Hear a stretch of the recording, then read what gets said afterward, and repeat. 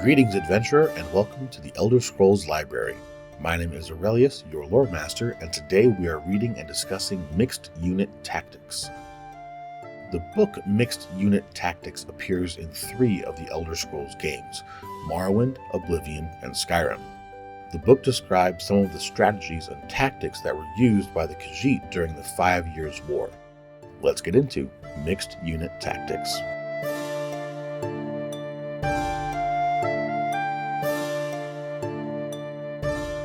Mixed Unit Tactics in the 5 Years' War, Volume 1 by Codus Colonus. The Legion could learn from the unconventional tactics used by the Khajiit in the 5 Years' War against Valenwood. I was stationed at the Sphinxmoth Legion fort on the border near Dune and witnessed many of the northern skirmishes firsthand. The war started with the so-called Slaughter of Torval. The Khajiit claimed that the Bosmer invaded the city without provocation and killed over 1,000 citizens before being driven off by reinforcements from a nearby jungle tribe.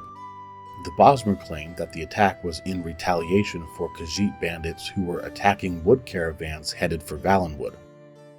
In the spring of 3E 396, the war moved closer to Fort Sphinxmoth. I was posted on lookout and saw parts of the conflict.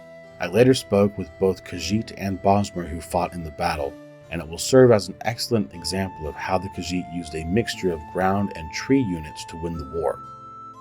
The Khajiit began the fight in an unusual way by sending tree-cutting teams of Cathay-Rot and the fearsome Senche-Rot, or battle cats, into the outskirts of Valenwood's forests.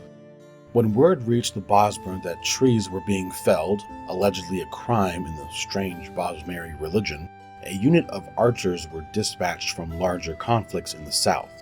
The Bosmer were thus goaded into splitting their forces into smaller groups. The Bosmer archers took up positions in the remaining trees whose branches were now 20 or more feet apart, allowing some light into the forest floor. The Bosmer bent the remaining trees with their magics into small fortifications from which to fire their bows. When the tree cutters arrived the next morning, a half-dozen Khajiit fell to the Bosmer arrows in the first volley. After that, the Khajiit took large wooden shields from the backs of the Senche-Rot and made a crude shelter. The Khajiit, even the enormous Senche-Rot, were able to hide between this shelter and one of the larger trees. When it became apparent that the Khajiit would not leave their shelter, some Bosmer chose to descend and engage the Khajiit sword to claw. When the Bosmer were nearly upon the shelter, one of the Khajiit began playing on a native instrument of plucked metal bars. This was a signal of some kind, and a small group of man-like Omas and Omas Rot emerged from covered holes on the forest floor. Although outnumbered, they were attacking from behind by surprise and won the ground quickly. The Bosmer archers in the trees would have still won the battle were they not having troubles of their own. A group of Dagi and Dagi Rot, 2 of the less common forms of Khajiit who live in the trees of the Tenmar forest, jumped from one tree to another under a magical cover of silence. They took up positions in the higher branches that could not hold a Bosmer's weight. When the signal came, they used their claws and either torches or spells of fire, accounts from the 2 survivors I spoke with vary on this point, to distract the archers while the battle on the ground took place. A few of the archers were able to flee, but most were killed. Apparently, the Dagi and Dagi Rot have more magical ability than is widely believed if they were able to keep themselves magically silenced for so long. One of these surviving Bosmer told me that he saw a few ordinary cats among the Dagi, and even claimed that these ordinary cats are known as Alfik, and that they were the spellcasters. But Bosmer are almost as unreliable as the Khajiit when it comes to the truth, and I cannot believe that a house cat can cast spells. At the end of the day, the Khajiit lost perhaps a half-dozen fighters out of a force of no more than 4 dozen, while the Bosmer lost nearly an entire company of archers. The survivors were unable to report back before a second company of archers arrived, and this strategy was repeated again with similar results. Finally, a much larger force was sent, and the Bosmer won that battle with the help of the native animals of Valenwood.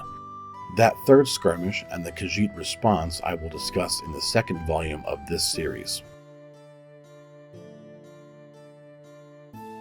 Alright, here we get a book that is a second-hand account of the Battle of Sphinx Moth during the 5 Years' War. The book is written from the perspective of an Imperial Legionnaire, and to his credit, he does get first-hand accounts from both sides in an attempt to better understand the conflict. First things first, what is the 5 Years' War? It was a war between the Bosmer of Valenwood and the Khajiit of Elsewhere. There is some dispute as to the real cause of the war. The Khajiit claimed the war started in 3E 395 when the Bosmer attacked Torval. The Bosmer claimed the war began 1 year earlier in 3E 394 when Khajiit bandits started attacking wood caravans. In any case, the two proceeded to fight a war that lasted nearly 5 years, hence the name. In 3E 396 we get to the Battle of Sphinx Moth, which despite its name, didn't take place there. Remember, Sphinx Moth is an Imperial outpost. It just happened to be the nearest named locale to where the battle took place. Okay, now let's get into the battle and the different types of units that fought in it. The book says that the Khajiit began sending out tree-cutting teams ahead of the battle, and these teams were made up of Khajiit and Sencherat. These are different first stocks of Khajiit. First stock being what the Khajiit would call different breeds, I guess. Think the difference between Imperials and Red Guards. Both are part of the race of men, but they are themselves very different and distinct. Same thing. The Khajiit are a bipedal first stock of Khajiit, similar to what you would normally think of a Khajiit to be from the Oblivion or Skyrim games. The Sencherat, on the other hand, are a quadrupedal first stock of Khajiit and are sometimes referred to as battle cats. The tactics deployed here by the Khajiit are basically to remove as much cover as possible from the Bosmer and then provoke them into attacking in the open. So once the tree-cutting team finished up, the Bosmer no longer had as much protection because the branches were now something like 20 feet apart in the trees. After losing a number of Khajiit to the Bosmer archers, the Khajiit made a shelter for themselves and refused to come out. The Bosmers saw this as their chance to hit swift and hard. Once they were nearly upon the Khajiit shelter, a small group of Omas and Omas Rat emerged from covered holes on the forest floor. They were able to flank the approaching Bosmer and quickly win the ground position. Omas, that is O-H-M-E-S, are a bipedal first stock that more closely resembles elves. Omas Rat are the same but closely resemble humans rather than elves. The Bosmer may have been able to win despite their initial setbacks. However, the archers that were left in the trees were caught completely off guard with what they had to deal with. A group of Dagi and Dagirat attacked the archers in the trees, preventing them from providing support to their ground troops. The Dagi and Dagirat are a less common first stock of Khajiit. They are much shorter and lighter, reportedly preferring to live in the trees themselves. They are also the first stock of Khajiit that is perhaps the most adept in magic, given that the book claims that the group of Dagirat magically silenced themselves, allowing them to sneak up on the Bosmer. Some of the Bosmer claimed that there were even just common house cats present, and that these house cats were casting magic. This, however, is highly unlikely.